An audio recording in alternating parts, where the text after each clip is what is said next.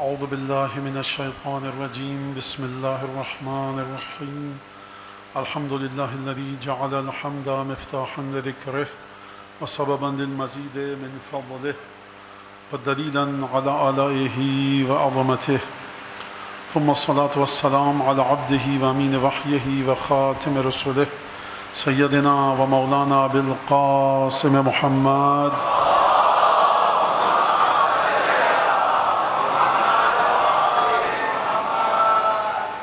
وعلى أهل بيته الطيبين الطاهرين الذين أذهب الله عنهم الرجس وطهرهم تطهيرا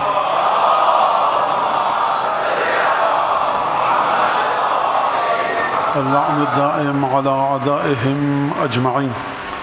أما بعد فقد قال الله الحكيم في كتابه المجيد أعوذ بالله من الشيطان الرجيم يا أيها الذين آمنوا اتقوا الله وآمنوا برسوله يؤتكم كفلين من رحمته ويجعل لكم نورا تمشون به ويغفر لكم والله غفور رحيم. درود پر محمد آل محمد.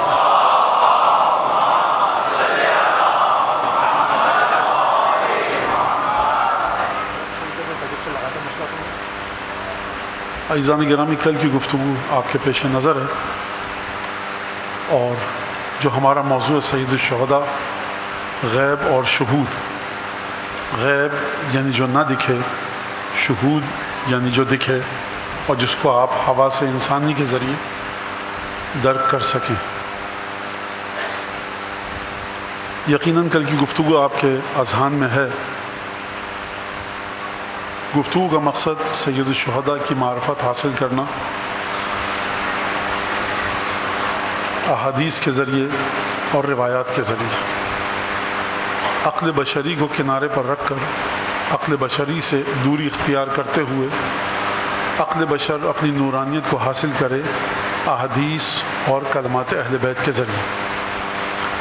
1 سال کی مجلس آپ نے شرکت کی، 10 سال سے 2 سال 5 سال کوشش کیجئے کہ خالص معارف اہل بیت آپ کو سمجھ میں آئیں. آپ کے جذبات کی کوئی حیثیت نہیں ہے اہل بیت کی محبت کے سلسلے میں، چیخ پکار کی کوئی حیثیت نہیں ہے آپ کی اور میری اہل بیت کی محبت کے سلسلے میں، جب تک کہ وہ چیخ و پکار، فریاد، آہیں، سسکیاں، گریہ، ماتم علوم اہل بیت سے اخذ نہ کیا جائے.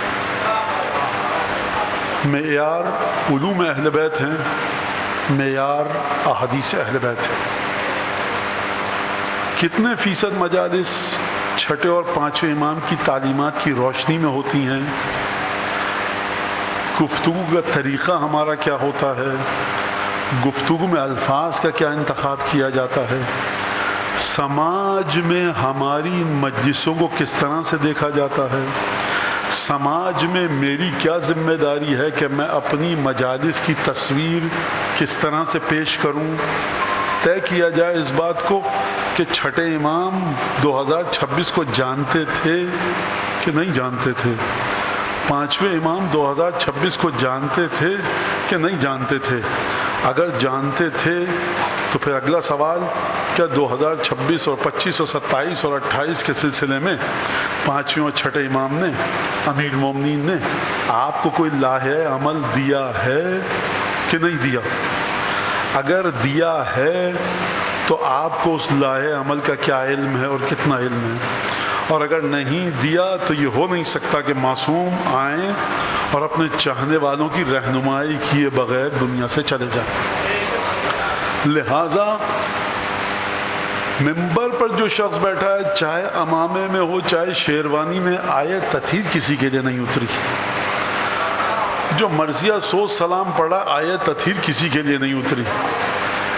اس لعنت سے معاشرے کی جان چھڑائیے کہ مولانا یہ وہاں کے جنرل سیکرٹری ہیں، یہ وہاں کے ماتمی ہیں، ان کا امامہ وہاں سے ہے، یہ وہاں سے امامہ لے کر آئے ہیں، وہاں پہ مجلس پڑھتے ہیں. کوشش کیجئے، مسلسل تگ و دو کیجئے کہ خالص علم اہل بیت کو سیکھنے کی کوشش کیجئے. اس بات کو یاد رکھیے گا. اور آسان نہیں ہے. اگر آسان ہوتا تو جناب امیر کے شاگردوں میں سلمان، ابو ذر، مقداد، عمار 4 لوگ ہیں جو خالص علوم اہل بیت کو حاصل کر رہے ہیں۔ اگر اتنا آسان ہوتا تو مالک اشتر کو جب جناب امیر المومنین مصر بھیج رہے تھے گورنری دے کر، تو یہ نہ فرماتے کہ مالک کو میں تمہارے پاس بھیج رہا ہوں، تم سے زیادہ مجھے مالک کی ضرورت کوفے میں ہے، لیکن اس کے باوجود حالات ایسے ہیں کہ میں دیکھ رہا ہوں، میں نے ایثار کیا، فآثرتہ، تو میں نے ایثار کیا اور مالک اشتر تمہاری جانب بھیجا۔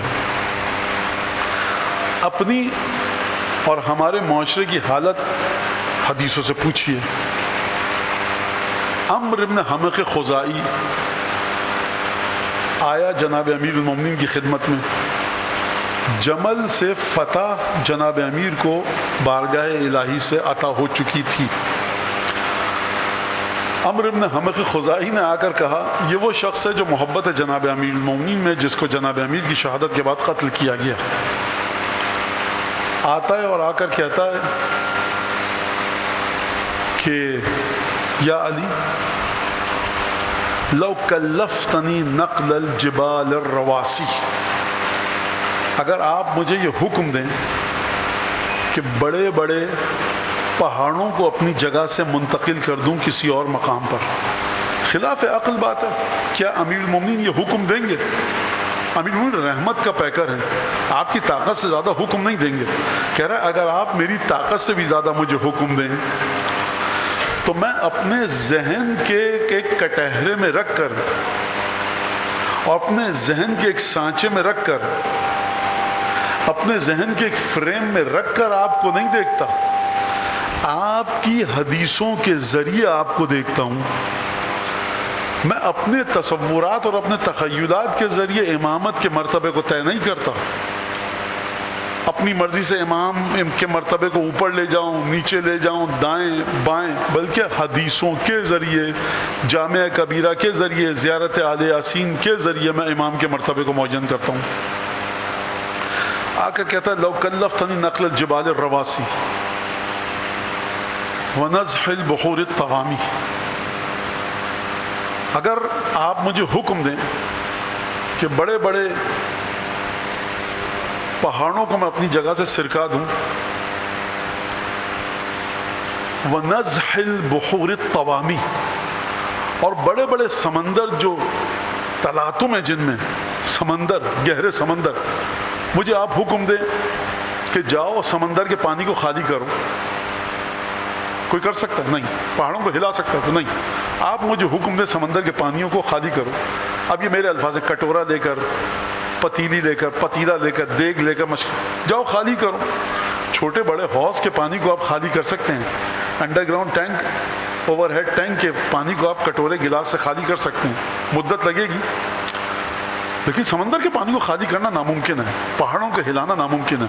لو کلفتنی نقل الجبال الرواسی ونزح البحور الطوامی، اگر آپ مجھے حکم دیں کہ بڑے بڑے پہاڑوں کو اپنی جگہ سے ہلاؤ، اور اگر آپ مجھے حکم دیں کہ تم بڑے بڑے سمندروں کو خالی کر دو، حتی یاتی یومی ھذا، کہ آج جمل کا دن آ گیا، فتح آپ کو نصیب ہوئی، وفی یدی سیفی، میرے ہاتھ میں یہ میری تلوار ہو، احز بہ عدوک، اس تلوار سے آپ کے دشمن کو ہکاؤں، دوڑا دوں، بھگا دوں میدان جنگ سے، یعدو بہ کعبک ویفرج بہ حجتک، پھر دشمن کو بھگانے کے بعد پہاڑوں کو ہلاؤں، سمندروں کے پانی کو خالی کروں، اور پہاڑوں کو سرکا دوں، آپ کے دشمن کو ہکا دوں، بھگا دوں، جس کے بعد یعدو بہ کعبک ویفرج بہ حجتک، آپ کی دلیل کو مضبوط کروں، جو آپ ہم کو دلائل سکھاتے ہیں اسے مضبوطی کے ساتھ سماج کے سامنے پیش کروں۔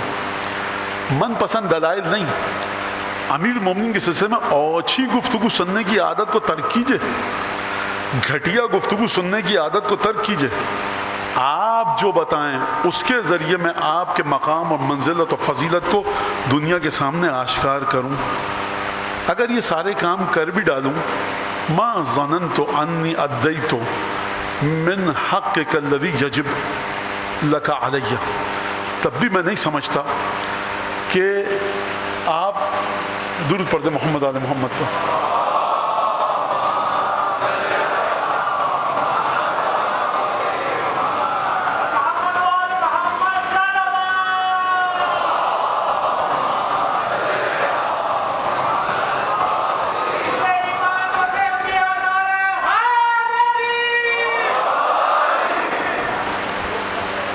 تو میں نہیں سمجھتا تب بھی ادائی تو میں نے آپ کے اس واجب حق میں سے رتی برابر حق ادا کیا ہو.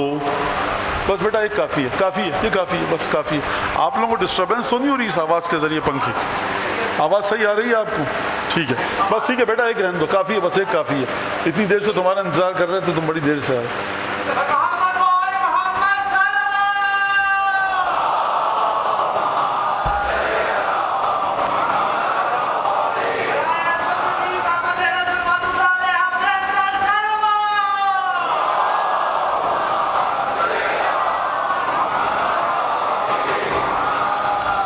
یہ عمرو ابن حمق خزائی ہے، امیر المومنین کے ساتھ جنگ جمل میں شرکت کر چکا ہے، صفین میں نہروان میں شرکت کرے گا.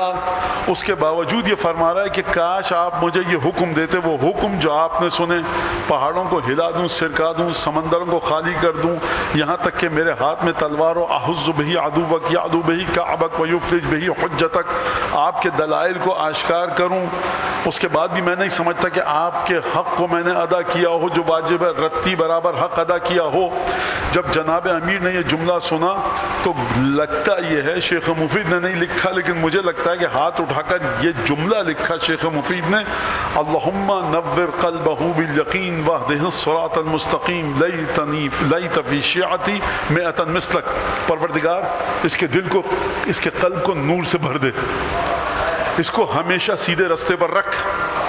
اور پھر عمرو ابن حمق خزائی سے مخاطب ہوئے کہ کاش تجھ جیسے 40,000 کا لشکر ہے صفین میں جناب امیر کا، تجھ جیسے کاش میرے شیعوں میں 100 ہوتے.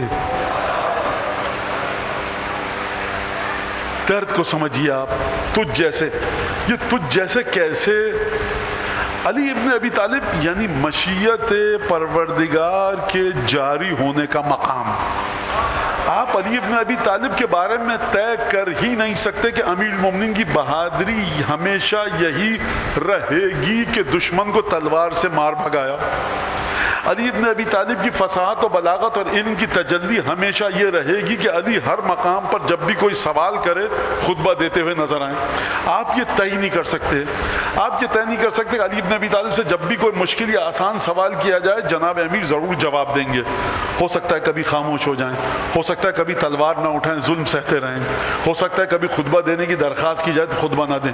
تو مولانا کیوں؟ ابھی تو میں نے کہا آپ کو کہ مقادیر الرب تحبط الی مقادیر الرب تصدر من بیوتکم، کہ پروردگار عالم کے مقدرات، پروردگار عالم کے فیصلے آپ کی ذات سے، آپ کے گھروں سے جاری ہوتے ہیں. یہ وعاء علم اللہ ہے، عیبت علم اللہ ہے، یہ علم خدا کا خزانہ ہے، یہ مشیت الہی کو جاری کرتے ہیں. کیا آپ کبھی فیصلہ کر سکتے ہیں کہ پروردگار اس وقت کیا کرے گا؟ کیا آپ یہ فیصلہ کر سکتے ہیں کہ پروردگار کل صبح کیا کرے گا؟ کیا آپ یہ فیصلہ کر سکتے ہیں کہ پروردگار عالم مریم کو اس کٹھن امتحان سے نہیں گزارے گا؟ کیا آپ یہ فیصلہ کر سکتے ہیں کہ عیسیٰ کو کب آسمان پر اٹھائے گا؟ کیا آپ یہ فیصلہ کر سکتے ہیں کہ حابیل کو قابیل قتل نہ کرے؟ کیا آپ یہ فیصلہ کر سکتے ہیں کہ موسیٰ کی قوم وہ نافرمانی کرے؟ یہ تمام کے تمام فیصلے آپ نہیں کر سکتے، مشیت الہی کرے گی. اگر مشیت الہی کو آپ اپنی عقل کا پابند نہیں کر سکتے تو علی ابن ابی طالب کی سیرت کو بھی آپ اپنی عقل کا پابند نہیں کر سکتے. وجہ اس کی کیا ہے؟ مشیت الہی. یہ مشیت الہی ان کے وجود سے جاری ہوتی ہے. مولانا یہاں پر اس شخص نے مولا کائنات کے ہاتھ کیوں باندھ دیے؟ علی ابن ابی طالب تو بہادر، یہ روایت ہم نہیں مانتے. میاں تم علی کو سمجھتے ہو اپنی طرح، مشیت کا پیکر سمجھو، سب سمجھ میں آ جائے گا. لہٰذا اس بات کو خوب اچھی طرح سے سمجھیے. اب میں ایک واقعہ بیان کروں گا کہ سید الشہداء کے سلسلے میں ہے. پہلے میں ایک بات بیان کر دوں آسانی سے، بڑے کوئی اس میں کوئی لڑائی جھگڑے کی بات ہی نہیں ہے. مولانا وہ آپ نے یہ کہا، یہ کہہ دیا امام حسین کے بارے میں، ماتم کے بارے میں یہ امام حسین اس لیے نکلے تھے، آپ نے یہ کہا، انہوں نے کہا. بھائی دیکھیے سیدھی واضح بات ہے، کوئی لڑائی جھگڑے کی بات نہیں. میں ممبر پر بیٹھا ہوں، جو میری سمجھ میں امام حسین آئیں گے اصول کافی کے صدقے میں، جامعہ کبیرہ کے صدقے میں، زیارت اہل یاسین کے صدقے میں، مقاتل کے صدقے میں، روایات اور احادیث کے صدقے میں، سید الشہداء کی زیارتوں کے صدقے میں، زیارت اربعین کے صدقے میں، زیارت وارث کے صدقے میں، زیارت اہل یاسین کے صدقے میں جو اہل بیت سے دعائیں آئی ہیں، میں اس امام حسین کو آپ تک پہنچانے کا پابند ہوں۔ لہٰذا میں واضح بات کر دوں کہ یہ جو شہر میں آپ کے امام حسین کے کربلا کا مقصد یہ تھا، ماتم اس وجہ سے کرو، ماتم ایسا ہوگا تو یوں غلط ہے تو یوں صحیح، میں نہیں مانتا۔ لہٰذا بچے اپنی انرجی کو، توانائی کو ضائع نہ کریں، میں نہیں مانتا، نہ آیت عطیہ مجھ پر اتری ہے نہ کسی دوسرے پر۔ میں آپ کے کراچی میں جو بیان کیا جا رہا ہے امام حسین، اس کو میں نہیں مانتا۔ بھائی کتنی دفعہ کہوں، مولانا کیسے نہیں مانتے؟ اگر یہاں پر سلمان اور ابو ذر ممبر پہ بیٹھے ہوتے تو میں مان لیتا۔ لہٰذا خوب توجہ کیجئے، لہٰذا مجھ سے آپ توقع مت رکھیے گا کہ جو آپ کے ذہن میں چیزیں ہیں اس کے مطابق میں گفتگو کروں، اور میں کیا کروں، اب ممبر پر بیٹھ رہا ہوں، اگر سید الشہداء کے فضائل کو اس طرح سے نہ بتا پاؤں کہ جو سید الشہداء کی اولاد کا حق ہے، تو میں ممبر پہ بیٹھا کیوں ہوں؟ توجہ کیجئے گا خوب، مطلب آج تک ہم نے یہ نہیں سنا، یہ آپ کی غلطی میری نہیں ہے۔ پہلی زیارت پڑھیے، اذن دخول پڑھیے، سید الشہداء کی پہلی زیارت پہلی رجب کی پڑھیے، نیمہ رجب کی پڑھیے، سید الشہداء کی زیارت نیمہ شعبان کی پڑھیے، سید الشہداء کی زیارت عاشور کے دن کی پڑھیے، سید الشہداء کی زیارت عید الفطر کے دن کی پڑھیے، بقرعید کے دن کی پڑھیے، شب عید فطر کے دن کی پڑھیے، شب عرفہ کی، روز عرفہ کی، ان کو پڑھیے، اپنے ذہن میں ایک ایک لفظ کو اتاریے، پھر کہیے کہ نہیں ہم امام حسین کو ایسے نہیں مانتے ویسے مانتے ہیں، علوم اہل بیت سے متصل نہیں ہیں، اخباری باتیں کرتے ہیں، ٹاک شو والی باتیں کر، سرکار آئیے پانچویں چھٹے امام کے ذریعے سمجھیے کہ حجت ابن الحسن کے آباء و اجداد نے کس طرح سے آپ کو یہ علم دیا ہے۔ میں ایک واقعے سے مدد دوں گا اور اس کے بعد چھٹے امام کی ایک روایت آپ کے سامنے پیش کروں گا، اور ریان ابن شبیب 8ویں امام کی ایک روایت۔ خوب توجہ کیجیے گا، سید الشہداء کو جو امام حسین آپ کے معاشرے میں بتایا جا رہا ہے، اس امام حسین کی ذہنی سطح عبداللہ ابن عباس سے نیچے ہے، جو آپ کو بتایا جا رہا ہے اس امام حسین کی ذہنی سطح عبداللہ ابن جعفر طیار سے نیچے ہے، جو آپ کو امام حسین بتایا جا رہا ہے اس امام حسین کی سطح محمد حنفیہ سے نیچے ہے۔ ثبوت کے طور پر گفتگو طویل نہیں کروں گا، کیونکہ وہی ہوا جو یہ تینوں ہستیاں کہہ رہی تھیں، اور سید الشہداء گئے وہاں پر اور وہی انہی مظالم کا سامنا کرنا پڑا۔ حقیقت شہادت سید الشہداء کو کیسے سمجھیں گے؟ کہاں سے سمجھو گے؟ قبر میں جب جائیں گے، جس سید الشہداء کو اپنی قبر میں لے کر جائیں گے وہی سید الشہداء وہاں دکھے گا۔ مشکل بات ہے، سمجھیے اس کو۔ اب اس کو فضائل پڑھیں، مسائل پڑھیں، مجھے نہیں پتا، مجھے حیثیت کو بتانا ہے جس طرح سے روایات میں ہے۔ خوب توجہ کیجئے کس طرح سے اس بات کو بتایا جائے۔ مدد لیتا ہوں حارث ابن اعور حمدانی سے۔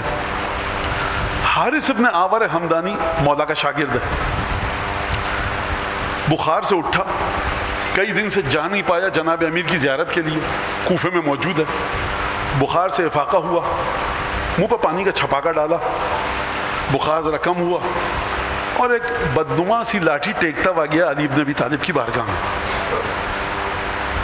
دق الباب کیا، اذن شرف یابی ملا، سلام کیا، مولانا جواب دیا۔ مولانا ایک عجیب سوال کیا، کہا ما جاء بک فی الحر، یہ اتنی گرمی میں کیوں آیا ہے میرے پاس؟ جناب امیر نہیں جانتے کیوں آیا ہے؟ علی بن ابی طالب کو بھی لطف آتا ہے اپنے چاہنے والے کی زبان سے دل کے بھید سنیں۔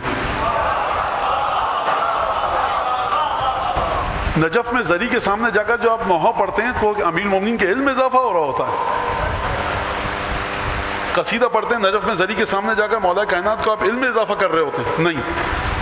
پھر کیوں پڑھتے ہیں؟ یا علی آپ میرے دل میں ایسے ہیں، اس کا ہے ثواب۔ خلاصہ یہ کہ یا علی ڈر رہا تھا کہ مر نہ جاؤں آپ کے دیکھنے سے پہلے۔ کیوں ڈر رہا تھا؟ اذا بلغت النفس الى ها هنا ترانی حیث تحب، جب تیری روح یہاں تک پہنچ جائے گی جان نکلنے والی ہوگی، محبت کرتا ہے مجھ سے، گرمی میں کیا لینے آیا ہے؟ کہ حبک یا امیر المومنین، آپ کی محبت گرمی میں لائی ہے۔ کیوں آئے ہو؟ ڈر رہا تھا بخار میں موت نہ آ جائے۔ آپ کے لیے بخار ایک کھیل ہے، اس زمانے میں بخار بڑی عجیب بیماری تھی۔ ما جاء بک فی الحر، گرمی میں کیا لینے آیا ہے؟ حبک یا امیر المومنین، آپ کی محبت میں آیا ہوں۔ کہا کہ ڈر کیوں رہا تھا مر جاتا؟ اچھا پہلی بات تو سن کہ تجھے بخار تھا، مجھے پتا تھا کہ تجھے بخار ہے، اور جن تکلیفوں سے تم گزر رہے تھے ہمیں علم تھا، جب ہمارا چاہنے والا، سچا چاہنے والا تکلیف سے گزرتا ہے تو ہمیں علم ہوتا ہے۔ کا ڈر کیوں رہا تھا؟ اذا بلغت النفس الی ہاہنا، جب تیری روح یہاں تک پہنچ جاتی، ترانی حیث تحب، تو مجھے دیکھتا۔ کیا مولا نے فرمایا تو مجھے دیکھتا؟ ایک جملے کا اور اضافہ فرمایا، اس جملے کو سیکھیے نوجوان بچے بچیاں، میری بیٹیاں، میری بچیاں، مائیں بہنیں، یہاں میرے بچے سنیں۔ فرمایا تو مجھے دیکھے گا۔ کیا جناب امیر نے یہ فرمایا تو مجھے دیکھے گا؟ کہا کہ نہیں، مجھے دیکھے گا اس انداز سے کہ تو مجھ سے جیسی محبت کرتا ہوگا۔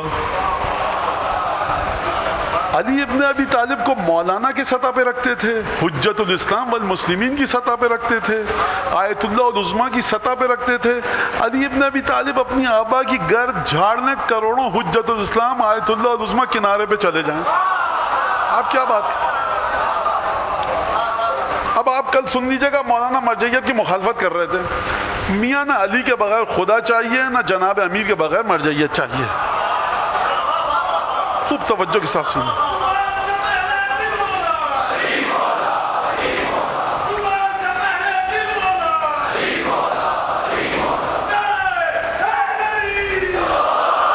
اور یہ جو میں آپ کے سامنے روایت پیش کر رہا ہوں، یہ ہمارا مراج تقلید نہیں اپنی کتابوں میں لکھی، ان کو بھی علم ہے کہ ہمارا اجتہاد بغیر حب علی کے دو کوڑی کا نہیں ہے، لہذا خوب سمجھیے اس بات کو۔ یہ ہم کس کی باتیں کر رہے ہیں؟ مراج تقلید کی کتابوں کے ذریعے میں اس طرز تفکر کی مخالفت کر رہا ہوں جو آپ کے شہر میں، آپ کے ملک میں پھیلایا جا رہا ہے۔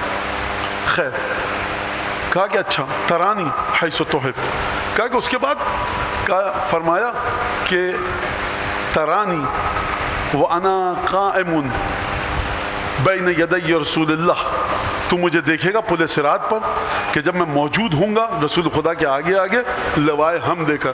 ترانی حیث تحب، تو مجھے دیکھے گا جس طرح سے تو مجھ سے محبت کرے گا۔ وعند المقاسمہ، حارث نے پوچھا یا علی یہ مقاسمہ کیا ہے؟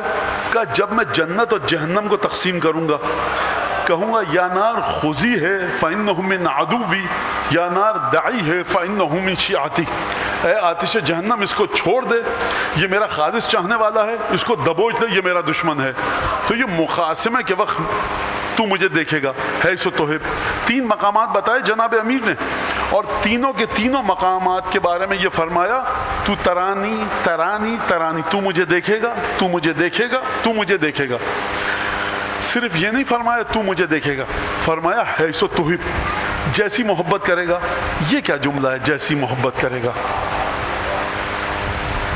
اگر دو رکعت کے مولانا کی سطح پر رکھا، حقیقت وجود علی بن ابی طالب ایک ہے، لیکن ہر شخص اپنے عقیدے میں جس علی ابن ابی طالب کو پروان چڑھا رہا ہے اسی انداز سے علی کو دیکھے گا۔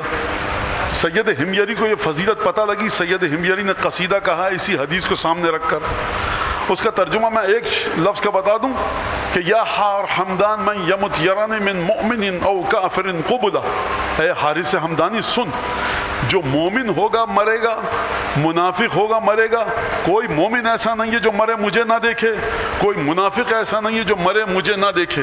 مومن بھی دیکھے گا، مومن بھی دیکھے گا، فرق کہاں پر ہوگا؟ فرق ہوگا حیث تحب میں۔ اے حارث تو محبت کرتا ہے، نورانی خوشنما شکل میں دیکھے گا، جو نفرت کرتا ہے وہ غیظ و غضب کی صورت میں دیکھے گا، ایک سزا دینے والے شخص کی صورت میں دیکھے گا۔ تو یہ جو مولا نے فرمایا تم جیسی محبت کرتے ہو، یہ مولا اپنے بارے میں نہیں فرما رہے، یہ اپنے تمام فرزندوں کے بارے میں فرما رہے ہیں کہ جس طرح حسین کو رکھو گے اسی طرح سے حسین تمہیں اس دنیا میں دکھیں گے۔ حسین کو تم نے رکھا فیڈل کاسٹرو کاسٹرو کے برابر، چوہن لائی کے برابر، ماؤ زے تنگ کے برابر، گاندھی جی کے برابر، جناح صاحب کے برابر، حسین کو اس سطح پر رکھا، منہ پر مارا جائے گا یہ عقیدہ۔ حسین ابن علی کو رکھو کہ وہ ہستی کہ جس کی غیب اور شہود دونوں پر حکمرانی ہے۔ حسین ابن علی کو رکھو جس طرح سے نانا نے بتایا، جس طرح سے مادر گرامی نے بتایا، جس طرح سے بڑے بھائی سبط اکبر امام مجتبیٰ نے بتایا، جس طرح سے چھٹے اور پانچویں امام نے بتایا۔ ان ہستیوں نے کہاں بتایا؟ جا کر زیارت پڑھیے اور دیکھیے جا کر۔ اب مزید ایک اور واقعہ بتاؤں اور اس کے بعد میں ان دونوں حدیثوں کو آپ کے سامنے پیش کروں گا۔ عبداللہ ابن حسن ایک امام زادہ ہے، چھٹے امام کے مقابلے پر آ گیا۔ اصول کافی کتاب الحجت میں روایت موجود ہے۔ ایک شخص آیا، مسجد نبوی میں بھیڑ جمع تھی، فقہ پر، حدیث پر، علوم پر گفتگو ہو رہی تھی۔ اس نے کہا بھائی دیکھو بات سنو، محمد باقر دنیا سے جا چکے ہیں، اب اہل بیت میں کون امام ہے؟ امام باقر جا چکے ہیں، اب کون امام ہے؟ بھیڑ لگی ہوئی تھی اور لوگوں کو وہ علم و فضل کی باتیں کرتا دیکھ رہا تھا کہ صاحب نے ہاتھ پکڑا، لے گئے امام حسن کے ایک پوتے کے پاس جو عبداللہ ابن حسن تھا اور امام صادق کا مخالف تھا۔ کہا کہ امام کی امامت کو جانچنے کا طریقہ یہ ہے کہ جو امام نے ہم کو علم سکھایا اسی کے مطابق جانچیں۔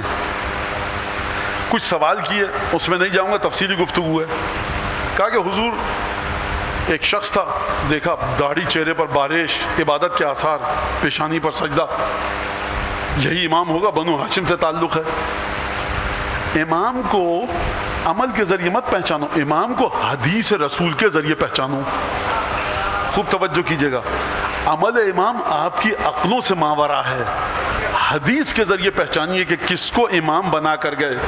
امام کا عمل آپ کے تصور میں مقید نہیں ہو سکتا، حدیث کے ذریعے سمجھیے۔ کئی سوالات کیے، کہا کہ یہ بتائیں جوتے پر مسح کے بارے میں کیا کہتے ہیں؟ کہا ہم نہیں کرتے لیکن صالح سلف اس پر مسح کرتے تھے۔ پوچھنے والے نے دیکھا کیا اب میں اس کا، یہ کون ہے؟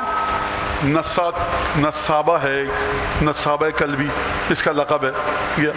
کہا کہ ہم نہیں کرتے لیکن اصحاب سلف کرتے تھے جو گزر گئے۔ اس نے کہا تم امام معصوم اگر ہو تو یہ دوسروں کی بات کیا کر رہے ہو کہ دوسرے کرتے تھے ہم نہیں کرتے، مجھے بتاؤ غلط ہے کہ صحیح؟ پھر ایک آخری سوال اسی پہ گفتگو، پھر حدیث کی طرف آتا ہوں۔ کہ حضور یہ بتائیے کہ ایک شخص نے اپنی بیوی سے کہا انت تعلق بعدد نجوم السما، میں نے تمہیں طلاق دی، کتنی دفعہ طلاق دی؟ جتنے آسمان میں ستارے ہیں۔ اگر 3 طلاقیں ہو جائیں تو عورت کی طلاق ہو جاتی ہے، بائن ہو جاتی ہے، اب وہ دوبارہ شادی نہیں کر سکتی اس شوہر سے جس نے طلاق دی۔ تو اب حضور یہ بتائیے کہ انت تعلق بعدد نجوم السما، طلاق دی میں نے تمہیں، کوئی شوہر اپنی بیوی سے کہے کہ جتنے ستاروں کے برابر، اس کا کیا حکم ہے؟ تو انہوں نے ایک جواب دیا علم حیات کے مطابق کہ جب وہ ستارہ فلاں برج میں داخل ہو تو یہ اس کی بیوی نہیں رہے گی۔ کہا کہ حضور بہت شکریہ، خدا حافظ، التماس دعا۔ دل میں سمجھ گیا کہ آپ امام نہیں ہیں۔ دوبارہ آ کے بیٹھا اسی رش میں، بھیڑ میں جو مسجد نبوی میں علم اور درس و تدریس میں مشغول تھی۔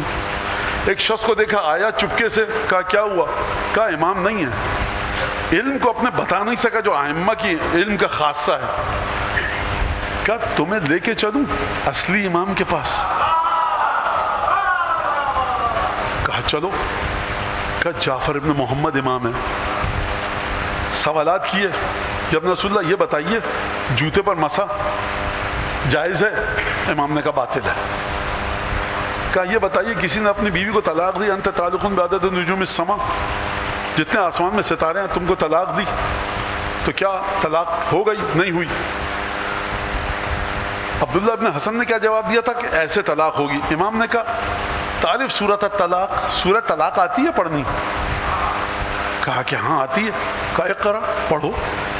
اس نے پڑھنی شروع کی۔ جب وہ آیا وَطَلِّقُهُنَّ لِعِدَّتِهِنَّ، جب اس آیت پر پہنچا کہ جہاں طلاق کا حکم ہے، سوال کیا تھا راوی کا؟ ستاروں کے برابر جس نے طلاق دی تو طلاق ہو گئی کہ نہیں ہوئی؟ جب وہ طلاق کی آیت پر پہنچا امام نے کہا رک جاؤ، یہ رک گیا۔ امام نے کہا اترا ہاں ہونا نجومن، یہاں پر ستاروں کو دیکھ رہے ہو کیا آیت میں؟ کہا کہ نہیں ابن رسول اللہ۔ کہا تو پھر پوچھ کیوں رہے ہو؟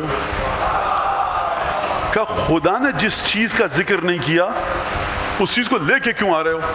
کہا پھر عدت کیسے ہوگی؟ کب یہ نامحرم ہو جائے گی؟ دوسری شادی کر پائے گی کہ نہیں کر پائے گی؟ امام نے جواب دیا ترد علی سنت رسول اللہ، اس آیت کو سنت رسول کی روشنی میں سمجھو۔ اب میں نتیجہ دے کر آگے بڑھوں. ایسی مجلس ہوگی تو دیکھیے اس کا کوئی فائدہ نہیں ہے. امام حسین کے لیے روئیں گے تو فائدہ نہیں ہے. ایسی مجلس میں شمر بھی آ کر ماتم کرتا ہے. آپ نے اگر گئے زری کو چوم لیا, آپ اسلام سے کتنی دور ہیں. زری کے قریب جانے کا شوق ہے, زری کی زیارت کر لی.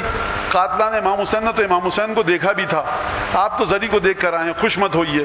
آپ گریہ کر رہے ہیں تو یزید کے لشکر والوں نے بھی گریہ کیا تھا, ایسا گریہ کا فائدہ کیا. تو میری درخواست ہے ان لوگوں سے, حضور جن چیزوں کو آپ گریے کی شرط بتا رہے ہیں, اپنے چھٹے امام سے مدد مانگوں گا. کیا ستارے دیکھ رہے ہو یہاں پر جو ستاروں کو شرط میں داخل کر رہے ہو؟ کیا وہ چیزیں جو آپ اپنی طرف سے گریے کی شرائط میں داخل کر رہے ہیں, کسی امام نے ان چیزوں کو داخل کیا ہے کہ نہیں کیا؟ دیکھیے عزاداری وہ ہوتی ہے جس سے حکومت لرز جائے.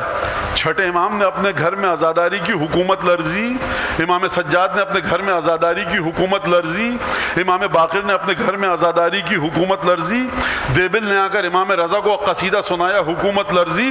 اگر حکومت نہیں لرزی تو کہیے کہ امام کی بارگاہ میں جو عزاداری کی گئی وہ درست نہیں تھی, ہماری عزاداری درست ہے.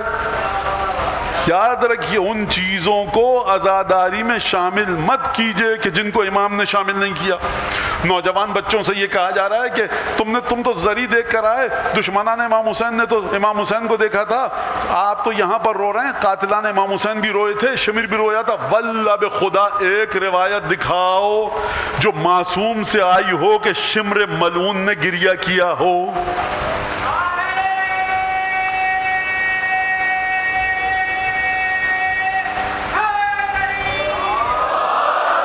خوب توجہ. اگر یزید کے لشکر والوں نے گریہ کیا بھی تھا, اگر کیا تھا تو ان کے دل میں بغض امام حسین تھا.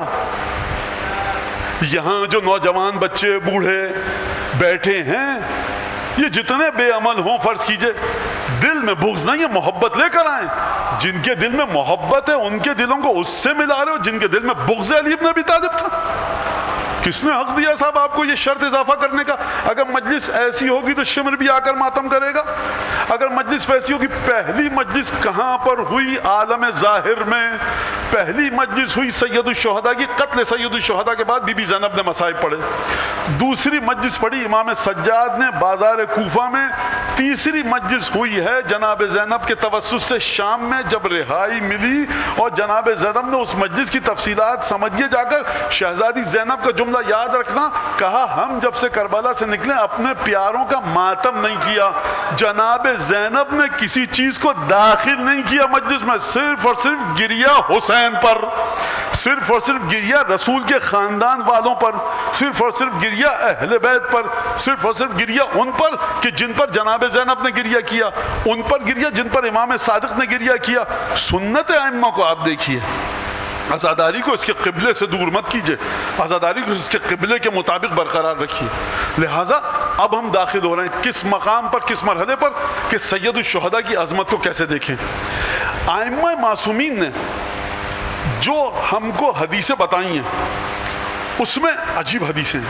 یونس ابن ذبیان جب آیا چھٹے امام کی خدمت میں کہ یا ابن رسول اللہ, جب آپ کے جد کا نام لیتا ہوں تو دل تڑپ جاتا ہے. جب یہ کہا یونس ابن ذبیان نے کہ دل تڑپ جاتا ہے, چھٹے امام نے فرمایا جب بھی یہ کیفیت ہو 3 دفعہ کہا کرو صلی اللہ علیہ یا ابا عبداللہ, صلی اللہ علیہ یا ابا عبداللہ, صلی اللہ علیہ یا ابا عبداللہ. یعنی کیا مطلب؟ یونس نے کہا تھا دل تڑپ جاتا ہے, چھٹے امام کہنا ہے تمہارا دل تڑپتا ہے, سلام کیوں کروں میں حسین ابن علی کو؟ یہ مت سمجھنا کہ یونس, یہ میرے جملے ہیں, یہ مت سمجھنا یونس کہ تم نے حسین کو یاد کیا. ادنا اعلیٰ کو یاد کر ہی نہیں سکتا. دل کی تڑپ بتاتی ہے کہ حسین نے تم کو یاد کیا. کیونکہ حسین نے تم کو یاد کیا, یہ تحفہ حسین کی جانب سے تمہارے پاس آیا کہ حسین نے تم کو یاد کیا. دل تڑپا, اب میں کیا کروں؟ احسن کما احسن اللہ الیک, جیسے خدا نے تم پر یہ احسان کیا, حسین نے احسان کیا, تم کو یاد کیا, اب میں کیا نیکی کروں حسین کے ساتھ؟ صلی اللہ علیہ یا ابا عبداللہ. بھائی اگر دل میں حسین کی یاد آئی, دل تڑپ گیا, یہ کسی عمل کا نام ہوتا تو مولا کیوں کہنا اس کے جواب میں یہ کہو. یعنی یہ قانون بتا رہا ہے ہم کو کہ حسین ابن علی نے عالم عقبہ سے تم کو یاد کیا ہے, لہذا حسین کی بارگاہ میں سلام پیش کرو. اور اس کے بعد چھٹے امام نے وہ زیارت سکھائی یونس ابن زبیان کو، جو زیارت مفاتیح الجنان میں ہے۔ کہاں سے سکھائی؟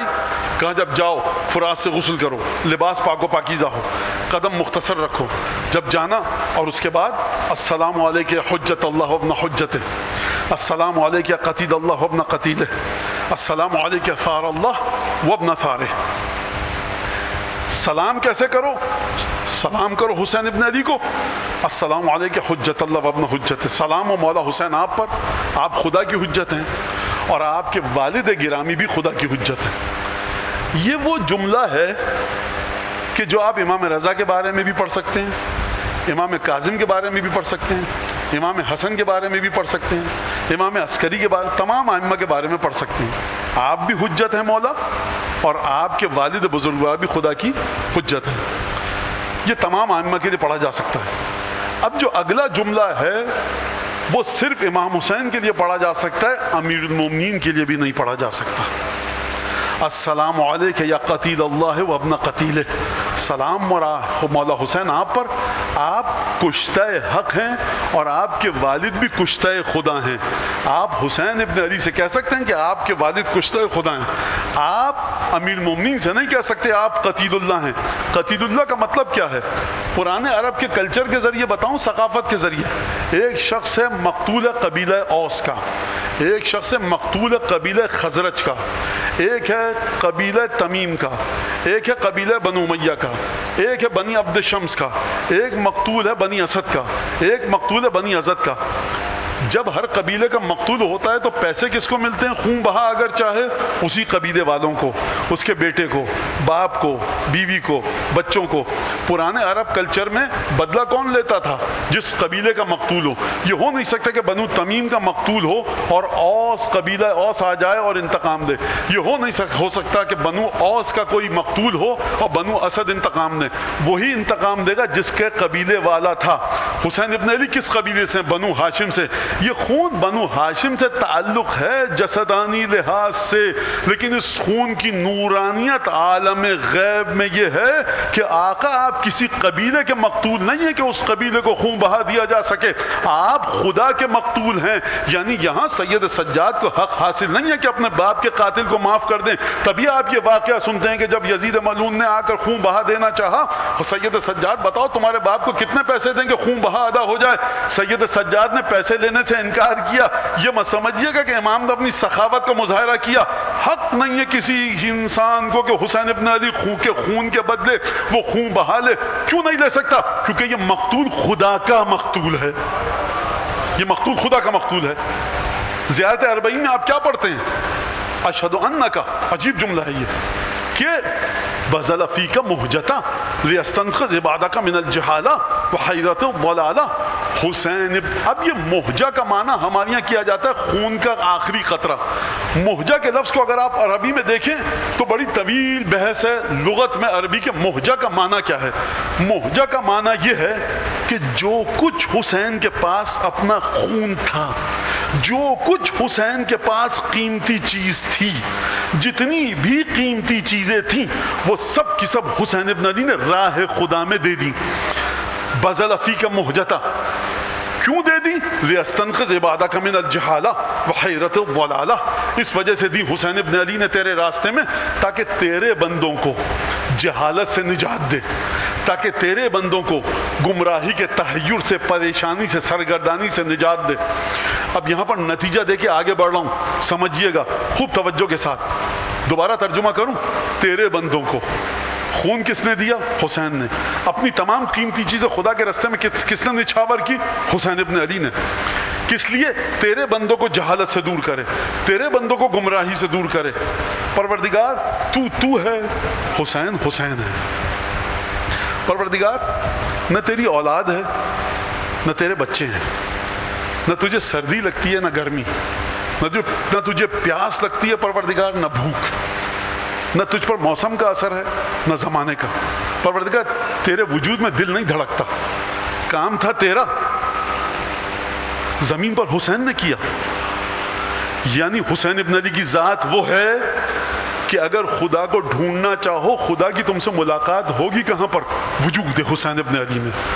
یہ وہ ذات ہے کہ جس نے خدا کا کام کیا ہے زمین پر، ربوبیت نے اپنا کام عبودیت سے کروایا ہے۔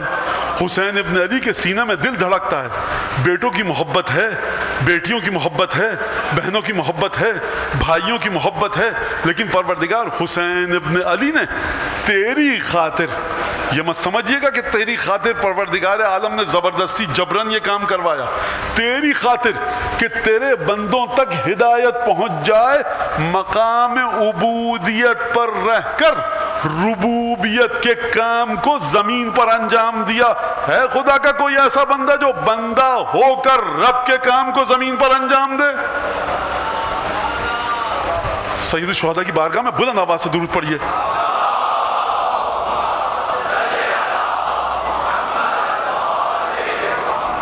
اب یہ تفصیل میں نہیں جا رہا کہ کون سی جہالت اور کون سی گمراہی، یہ ایک الگ گفتگو ہے۔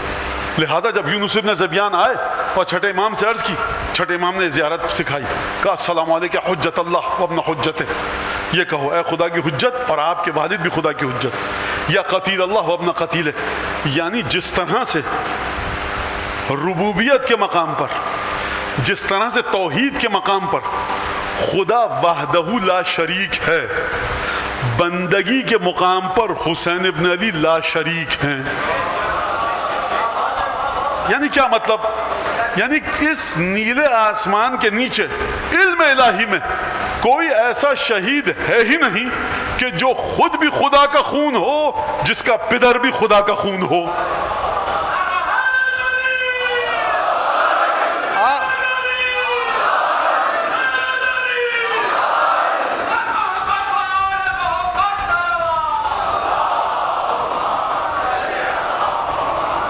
اس حسین ابن علی کی عزاداری میں بیٹھے ہیں، کس کو لا رہے ہو حسین ابن علی کے ساتھ رونے میں؟ کس کے اوپر گریہ کروا رہے ہو؟ ساتھ شامل کیوں کر رہے ہیں آپ کسی بھی چیز کو؟ مت شامل کیجئے، ایصال ثواب کی مجلس کیجئے، ثواب ہدیہ کیجئے، ڈھیروں قرآن پڑھیے، نمازیں پڑھیے، اس کی ہر مرحوم جس کو آپ چاہتے ہیں لائیے، ہر چیز جس کو آپ اضافہ کرنا چاہتے ہیں کیجئے۔ حسین ابن علی کے برابر، حسین ابن علی کی عزاداری میں کوئی شرط آپ داخل مت کیجئے کہ جو امام نے داخل نہ کی ہو۔ لہذا خوب توجہ کے ساتھ سنیے گا اس بات کو، خوب توجہ کے ساتھ سنیے گا۔ اب وہ بیچارے ہمارے دوست جو مسلسل کہہ رہے ہیں کہ مولانا یہ باتیں مت کریں، یہ میں بیٹھا کس بات کے لیے ہوں یہاں پر؟ مولانا ادھر سے آئیے، ادھر آئیے، آبا دے دیجئے، پانی لا دیں، پنکھا، یہ میں بیٹھا کس بات؟ اوقات ہے میری شہر کی گلی میں گھوموں پھرتے ہیں میر خوار، کوئی پوچھتا نہیں۔ اوقات کیا ہے ہماری؟ جو عزت ہے اس منبر کی وجہ سے۔ ہماری ذمہ داری ہے کہ سید الشہداء کی عظمت کو اپنے جوانوں کے دلوں میں، دماغوں میں روشن کریں۔ لہذا فرمایا یا قتیل اللہ ابن قتیل، دو مرحلے ہیں سید الشہداء کی شہادت کے، ایک قتل ہونا اور قتل ہوتے وقت جو لہو گلو مبارک سے بہا۔ سید الشہداء کی منزلت یہ عالم غیب پر، خوب توجہ کیجئے گا، میں اپنے موضوع میں دھیرے دھیرے داخل ہو رہا ہوں۔ اس کے بعد جب یہ بات ہوئی سار اللہ ابن سارے، یہ خون کس کا خون ہے؟ خدا کا خون ہے۔ اور پدر بزرگوار کا خون کس کا خون ہے؟ خدا کا خون ہے۔ یہ قتیل کس کا قتیل ہے؟ خدا کا مقتول ہے۔ والد بزرگوار کس کے مقتول ہیں؟ خدا کے مقتول ہیں۔ یہ تینوں چیزیں آپ سمجھ لی، یہ ہے اس کا غیب سے تعلق۔ خدا ہے اور حسین کا خون، خدا ہے اور حسین کا قتل۔ میری آپ کی حیثیت کیا ہے کہ معرفت حاصل کرو اور پرسا دو، عزاداری کرو اور تعزیت پیش کرو۔ یہ ہے حسین ابن علی کا غیبی پہلو۔ خدا کی بارگاہ میں اس خون کی کتنی قیمت ہے، اب ذرا سمجھیے اس خون کو۔ خون کا ایک روحانی پہلو ہے، ایک مادی پہلو ہے۔ روحانی پہلو کیا ہے؟ کسی مظلوم کا خون ہے، سب کو دکھ ہوتا ہے۔ کسی عالم کو قتل کر دیا گیا، سب کو دکھ ہوتا ہے۔ کسی فقیر کو، مرجع تقلید کو قتل کیا گیا، سب کو دکھ۔ عالم تھا۔ ایک خون کا مادی پہلو ہے کہ جو بدن سے، وجود سے خون بہتا ہے، یہ اس کا مادی پہلو ہے۔ اگر مادہ غیب کے تمام مراحل سے عبور کر کے غیب میں جا کر سکونت اختیار کرے تو اس مادے کو آپ کیسے سمجھیں گے؟ دوبارہ بات کرنے دیجئے، سید الشہداء کے خون طیب و طاہر کی بات ہو رہی ہے۔ آپ نے صدقہ دیا، چلیے قرآن سے مشکل کو حل کر دوں، لن ینال اللہ لحومہا، جو تم قربانی کرتے ہو نا، ولا دماؤہا، گوشت اور خون ان کا خدا تک نہیں پہنچتا، ولیکن ینالہ التقوی منکم۔ منا میں قربانی کی، کربلا میں کی، مکہ میں کی، مدینہ میں کی، کراچی میں کی، عشرے میں کی، نظر کے لیے کی، امام حسین کے گوشت نہ ہمارے پاس آتا ہے نہ ان کا خون آتا ہے، یہ دنیا میں کیا، ولیکن ینالہ التقوی منکم، تمہارا تقوی ہم تک پہنچتا ہے۔ عالم غیب مادے کی جگہ ہی نہیں ہے، اس معنوں میں نہیں کہہ رہا کہ کوئی کہے مولانا کہہ کے چلے گا ماد جسمانی نہیں ہے، نہیں، وہ ایک الگ گفتگو ہے۔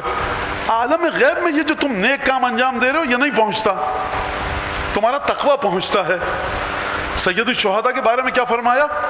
سیدہ کا خون یہ مادی خون ہے، بدن اقدس سے جاری ہوا، آنکھوں سے دیکھا، ہاتھ سے چھو بھی سکتے ہیں، دیکھ سکتے ہیں، محسوس کر سکتے ہیں جن لوگوں نے دیکھا۔ کیا فرمایا چھٹے امام نے یونس ابن زبیان سے؟ کہو وَأَشْهَدُ أَنَّ دَمَكَ سَكَنَ فِي الْقُلْبِ، مولا میں گواہی دیتا ہوں آپ کا خون اسی مادی کیفیت میں خلد میں جا کر ساکن ہوا، جس کے مادی خون کا یہ مرحلہ ہے کہ وہ عرش کے، افلاک کے، سماوات کے تمام پابندیوں سے گزر کر عالم خلد میں اپنی مادی حیثیت سے ساکن ہو جائے، تو یہ بتائیے کہ اس کی روح کس مرحلے پر ہوگی؟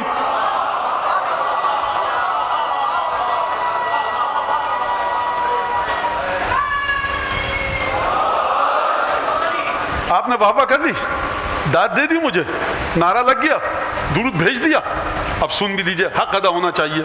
یہ جملہ میرا نہیں ہے، یہ جملہ ہے زعیم حوزہ علمیہ قم عالم وقت حضرت آیت اللہ العظمیٰ الحاج الشیخ حسین وحید خراسانی کا، جو تشریح آپ کے سامنے پیش کی۔ میری عقل کہاں جائے گی وہاں تک؟ یہ ہے ہمارا فقیہ، یہ ہے مرجع تقلید۔ روایت بتائی رسول خدا خود سید الشہداء کے ساتھیوں کے خون کو شیشی میں جمع کر کے کربلا سے عالم قدس پہ گئے۔ اشہد ان دمک سکن فی الخلد، یہ ہے خون کی قیمت۔ اگر انتقام خون حسین کی بات کرتے ہو تو ہم اور آپ ہیں ہی نہیں کہیں۔ ہم کہاں پر ہیں؟ اس مقام پر ہیں جو زیارت عاشورہ نے مجھ کو اور آپ کو دیا۔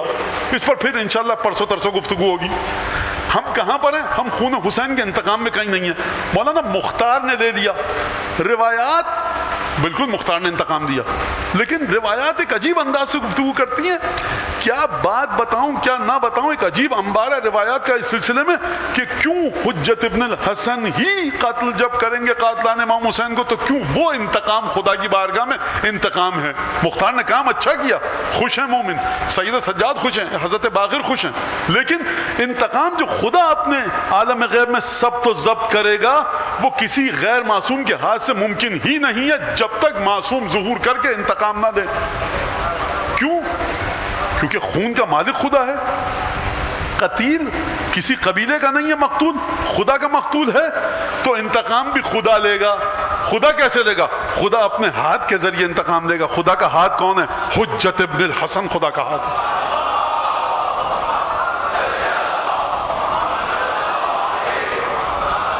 لہذا خوب اس بات کو سمجھیے، آپ درک کیجئے، اس بات کو اپنے ذہنوں میں اتاریے، اپنے وجود میں اتاریے۔ قتیل اللہ وابن قتیل وثار اللہ وابن ثار، کہ خون خدا کا ہے، خدا کا خون اور فرزند ہے خدا کے خون کے، یہ بات آپ سمجھیے۔ اور اس کے بعد یہ خون کی ہے قیمت، مقام، عظمت۔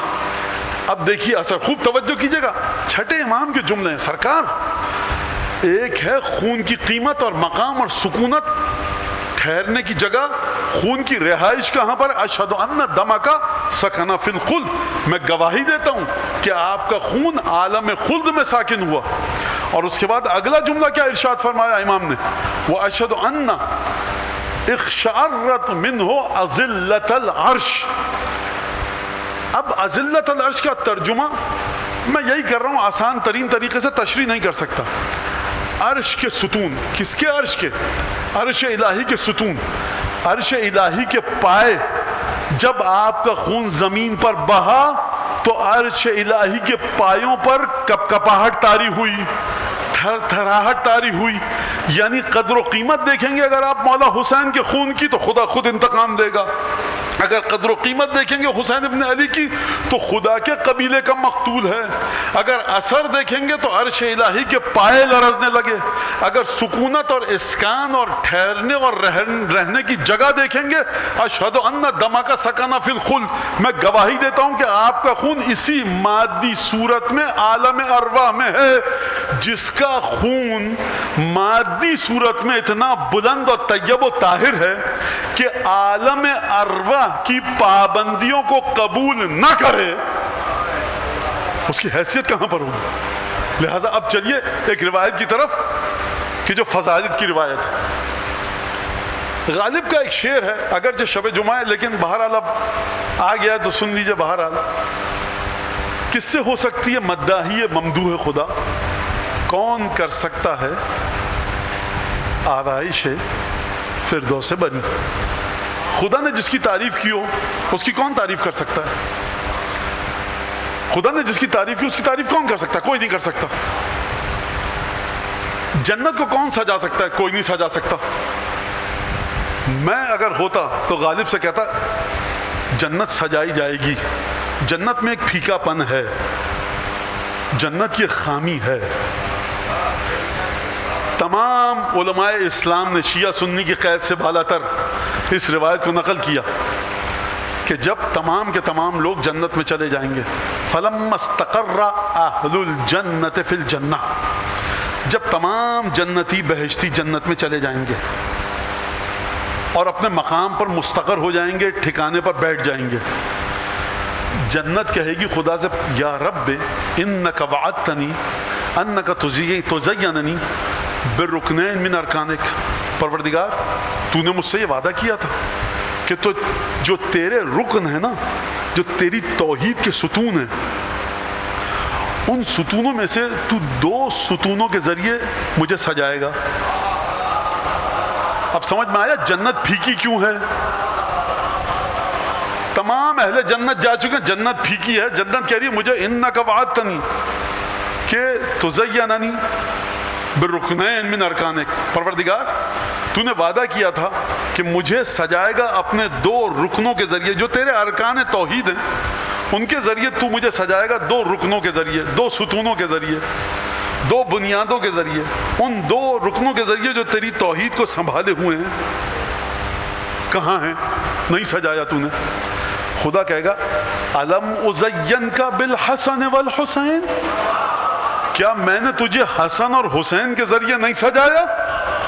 جب خدا یہ جملہ ارشاد فرمائے گا تو معصوم فرماتے ہیں فماست الجنہ کما تمیس العروس، تو جنت اس طرح سے لہلائے گی، جنت اس طرح سے خوش ہوگی، جنت پر وہ عالم وجد و شوق طاری ہوگا کہ جس طرح سے دلہن رخصتی کے وقت خرامہ خرامہ قدم رکھتی ہے، جنت پر وجد کا وہ عالم طاری ہوگا.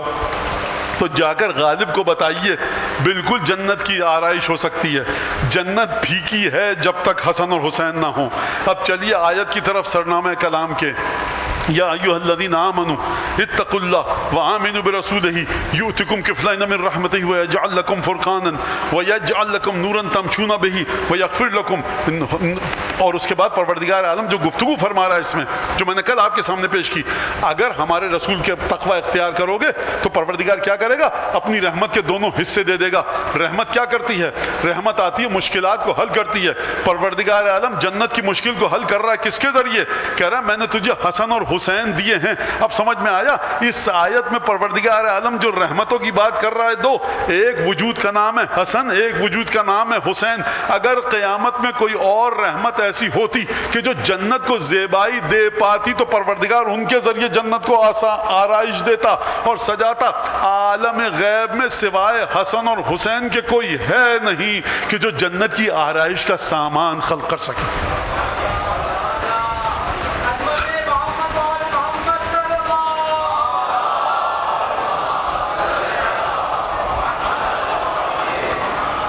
لہذا ریان ابن شبیب سے جو گفتگو فرمائی ہے 8ویں امام نے ایک درود پڑھی محمد آل محمد.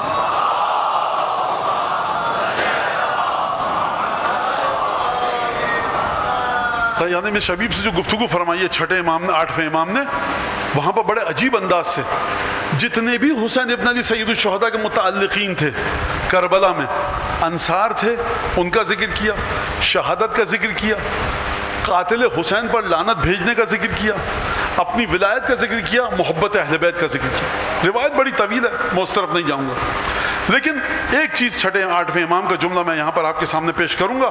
فرمایا کہ دیکھو ان سرک ان یکون لک ثواب من استشہد, اگر تمہیں یہ بات پسند ہے کہ تم بھی اس ثواب میں شریک ہو کہ جو حسین ابن علی کے ساتھ جو لوگ شہید ہوئے ان کو وہ ثواب ملا, فَمَهْمَا ذَكَرْتَهُمْ, جب بھی تمہیں حسین کے ساتھی یاد آئیں تو یہ جملہ کہو یا لیتنی کنت معہم فافوز فوزا عظیما, کہ کاش میں بھی ان کے ساتھ ہوتا تو فوز عظیم پر فائز ہوتا. یعنی 8ویں امام حکم دے رہے ہیں کہ دیکھو 2026 کا سفر اختیار کر کے 61 ہجری میں جاؤ, 61 ہجری کی کربلا کو 2026 میں مت لاؤ, کہو کہ میں بھی ان کے ساتھ ہوتا. یعنی وہ جس طرح سے شہید ہوئے ہیں اب ویسا کوئی شہید نہیں ہو سکتا. جس کو بھی مرحلہ کمال پر پہنچنا ہے, جو چاہتا ہے کہ حسین ابن علی کے ثواب میں شریک ہو, شہادت میں ساتھیوں کی, اس کی ذمہ داری یہ ہے کہ امام فرما رہے ہیں کہو کہ کاش میں ان کے ساتھ ہوتا. ان کی خصوصیت کیا تھی, ان کی خوبی کیا تھی؟ یہ فانی تھے ذات حسین ابن علی میں, یہ فنا تھے ذات حسین ابن علی میں, یہ محبت حسین ابن علی میں فنا تھے عجیب انداز سے. وہ صحابی کا واقعہ آپ کے سامنے, نماز پڑھ رہے ہیں سید الشہداء, ظہر اور عصر کی, تیر لگا, زمین پر گر گیا, حسین نے اپنی نماز ختم کی, آگے بڑھے, سر کو اپنے صحابی کے اپنے زانو پر رکھا, اور ایک دفعہ اس نے ایک جملہ کہا, کلمہ نہیں پڑھا, یہ نہیں کہا مولا میرے بیوی بچوں کا خیال رکھیے گا, کہہ رہا اب وفائی تو یہ اپنا رسول اللہ, میں نے وفا تو کی آپ سے. امام حسین نے فرمایا انت امامی فی الجنہ, تو جنت میں مجھ سے پہلے جائے گا. اور اس کے بعد سانس ٹوٹنے سے پہلے, اپنی شہادت سے پہلے, اس شہید نے جس کا سر حسین ابن علی کے زانوؤں پر ہے, ایک دفعہ حبیب کی طرف دیکھا, کہا دیکھو حبیب ہم تو چلے, علیک بہذا الرجل, اب تم ہمارے بعد حسین کا خیال رکھنا. ان کی امامت کا مرحلہ یہ تھا کہ ان کو دنیا اور آخرت میں سوائے حسین ابن علی کے کوئی نہ دکھا. انعام ان کو کیا ملا؟ وعلی الارواح التي حلت بفنائک, حسین ابن علی کے انصار جنت میں تو ہیں, لیکن جنت میں کس حجرے میں ہیں, جنت میں کس مقام پر ہیں؟ یہ حسین کی چوکھٹ پر ہیں زیارت عاشورہ کے مطابق. وعلی الارواح التي حلت بفنائک, مولا ان روحوں پر سلام ہو, حلت بفنائک, جو آپ کی چوکھٹ پر ہیں. یہ عجیب سلسلہ ہے. مولا یہ فرمائیے کہ جو جنت میں آپ کے ساتھ ہیں, تو مولا کا جواب آئے گا یہ اتنا حسین ابن علی کی محبت میں ڈوب چکے تھے کہ ان کی جنت کا نام ہی حسین ابن علی ہے.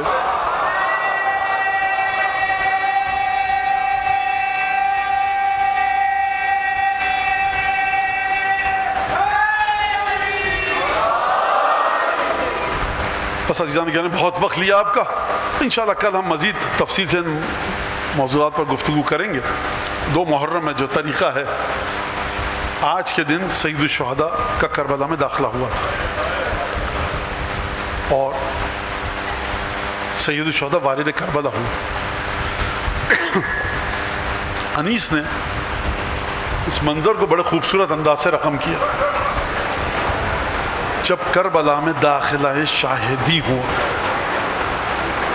دشت بلا نمونہ خلد بری ہوا, سر جھک گیا فلک کا یہ اوج زمیں ہوا, خورشید محو حسن حسین ہنسی ہوا, پایا فروغ نیر دین کے ظہور سے, جنگل کو چاند لگ گئے چہرے کے نور سے, پھیلی جو نکھت چمن شاہ بہرو بر, صحرا میں لہا گیا سبزہ بھی سر بسر, جلدی ہوا نے جا کے یہ دریا کو دی خبر, آیا تیری ترائی میں مختار خشک و تر.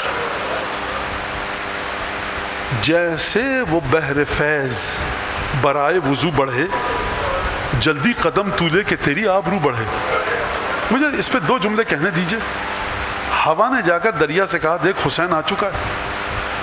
حسین کا ارادہ ہے وضو کرنے کا, اور حسین اپنا ہاتھ دست مبارک دریا فرات میں ڈالیں گے وضو کے لیے. اس سے پہلے کہ حسین تجھ تک آئے تو حسین کے قدموں کو چھو لے تاکہ تیری آبرو بڑھے. یہ انیس نے کیا فرمایا؟ پھیلی جو نکہتے چمن شاہ بہروبر. انیس یہ نہیں کہہ رہے کہ حسین کی خوشبو پھیلی، کہہ رہے ہیں حسین کے باغ کی خوشبو پھیلی.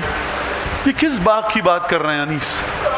اس باغ کے ایک پھول کا نام ہے ابو الفضل عباس، ایک پھول کا نام ہے علی اکبر، ایک پھول کا نام ہے اون و محمد، ایک پھول کا نام ہے قاسم ابن الحسن. اور پھولوں کا ذکر آپ نے سنا؟ میں ایک بن کلی کا ذکر کروں جو 6 مہینے کا حسین کا علی اصغر.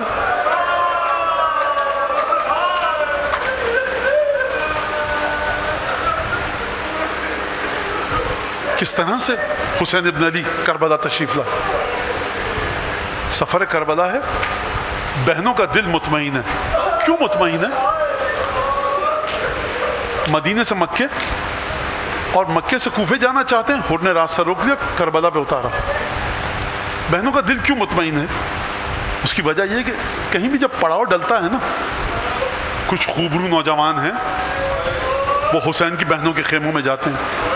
بھائی یہ کون نوجوان ہے جو حسین کی بہنوں کے خیموں میں کہا بھائی دیکھو یہ تو علی اکبر ہے، پھوپھی ہے، یہ عباس اور ان کے 3 بھائی ہیں، یہ کیوں جاتے ہیں؟ یہ چاہتے ہیں کہ بی بی کوئی کام ہے تو بتائیے، خیمہ کہاں نصب کریں، کھانا کب تناول فرمائیں گی، مصلی کہاں پر بچھائیں. یہ کیوں کر رہے ہیں ایسا؟ فاطمہ کی بیٹی ہیں زینب، خدمت فرض ہے سب پر. یہ اپنے آرام سے پہلے زینب کے آرام کا خیال کرتے ہیں. جب ناقے بیٹھتے ہیں تو ناخوں کی لگام پکڑوا کر بٹھایا جاتا ہے. تمام بھانجے بھتیجے بیٹے بھائی آتے ہیں. ایک دفعہ زینب کبریٰ قدم رنجہ فرماتی ہیں. جب قافلہ آگے بڑھتا ہے بھائی بیٹے بھتیجے ناخوں کی لگامیں تھامتے ہیں. زینب کبریٰ محفل میں بیٹھتی ہیں. جناب سکینہ ہیں، جناب فروا، جناب رباب، نانی اور دادی کی کنیز جناب فضہ. یہ سلسلہ ہوتا ہے. اب ایک دفعہ یہ قافلہ کربلا میں آیا. ذوالجناح نے آگے بڑھنے سے انکار کر دیا. سید الشہداء نے اپنی سواری کے جانور کو بدلا. ایڑ لگا کر آگے بڑھنا چاہتے ہیں، ذوالجناح آگے نہیں بڑھا. دوسرے سواری کا دوسرا جانور تبدیل کیا، ذوالجناح آگے نہیں بڑھا. آپ حضرات سنتے ہیں 7 دفعہ، بعض جگہ 2 دفعہ ہے، بعض جگہ 7 دفعہ. اب حسین ابن علی نے کہا کہ کسی کو بلاؤ، بتاؤ اس جگہ کا نام کیا ہے. میں آپ کے سامنے ایک سوال پیش کروں، کیا آقا حسین کو نہیں پتا کہ یہ کون سی جگہ ہے؟ یہ بتانا چاہتے ہیں کہ میرے بیٹوں، میرے بچوں، میرے ساتھیوں اور اے میرے شیعوں، یاد رکھنا حسین پورے علم اور آگہی کے ساتھ کربلا آیا. کسی ضعیف بنو اسد کا ایک شخص تھا، وہ آیا، کہا اس جگہ کا کیا نام ہے؟ کہا یہ ابن رسول اللہ اسے غاوریہ کہتے ہیں. کہا کوئی اور نام ہے اس کا؟ کہا فرزند رسول اسے نینوا بھی کہتے ہیں. کہا کوئی اور نام ہے اس کا؟ کہا اسے طف بھی کہتے ہیں. کہا اس کا کوئی اور نام بھی ہے؟ ایک بوڑھے کو بلا کر لایا گیا، اس نے کہا اسے مولا کربلا بھی کہتے ہیں. جیسے یہ جملہ آقا حسین نے سنا، کہا اللہم انی اعوذ بکا من کرب و بلاء انا للہ و انا الیہ راجعون. ایک دفعہ آقا نے استرجا کی آیت تلاوت فرمائی. میں کہوں گا آقا سے مولا حسین، محمل میں بیٹھی ہوئی بہن کے کانوں میں آواز چلی گئی، دل پر تیر چل جائیں گے. بس ایک دفعہ حسین اپنے ذوالجناح سے زمین پر آئے، قدم رکھا اور فرمایا ہا ہنا محط رحالنا، یہ وہی جگہ ہے جہاں ہمارے خیمے لگیں گے. وہ مسرع رجالنا، یہ وہی جگہ ہے جہاں ہمارے مرد کٹ کٹ کر گریں گے. وہ مقتل اطفالنا، یہ وہی جگہ ہے جہاں اون و محمد قتل ہوں گے. علی اصغر کی گردن چھدے گی.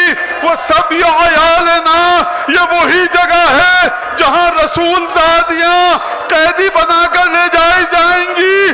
میں دوبارہ جملہ دہراؤں، میں نے کیا جملہ کہا؟ جب حسین نے دیکھا کہ یہ کربلا ہے تو ایک دفعہ رکابوں سے پائے اقدس و اطہر کو نکالا اور قدم کربلا پر زمین کو منور کیا۔ بڑے سکون سے حسین زمین پر اترے، جیسے ہی عباس نے دیکھا ہوگا، علی اکبر نے دیکھا ہوگا حسین ابن علی گھوڑے سے زمین پر اترنا چاہ رہے ہیں، لپک کر لگامیں پکڑی ہوں گی، علی اکبر نے رکابیں تھامی ہوں گی، قربوس کو آن محمد نے تھاما ہوگا، عباس کے بھائی آئے ہوں گے، فرزند رسول ہاتھ دیجئے، فاطمہ کا بیٹا کس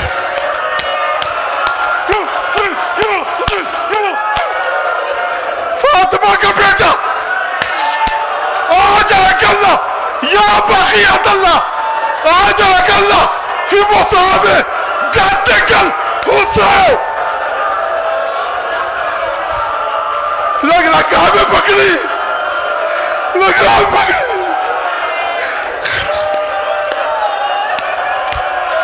قربوس کو تھاما، فاطمہ کا لال زمین پر آیا۔ میں کہوں گا اے عباس، علی اکبر، اے قاسم، کاش عصر آج تمہارا مولا بدن میں طاقت ایک دفعہ گھوڑے سے زمین قد قتل الحسین